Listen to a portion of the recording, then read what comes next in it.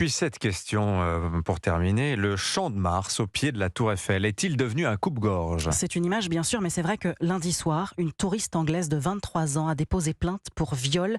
Peu avant minuit, un peu ivre avec une amie, elle s'est cachée derrière un buisson pour se soulager quand un homme s'est jeté sur elle dans le jardin public. Le Champ de Mars où les crimes se multiplient ces dernières années et les riverains n'en peuvent plus. Le reportage de Thibaut Hu.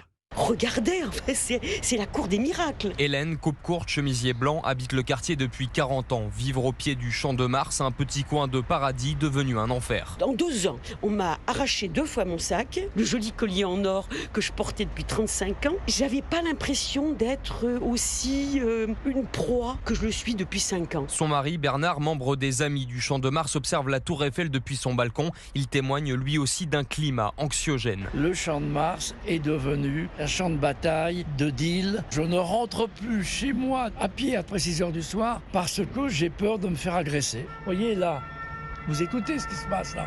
C'est ça l'ambiance. La colère des riverains et des commerçants. Nathalie, responsable d'un café, compose avec une insécurité constante sur le pas de son établissement.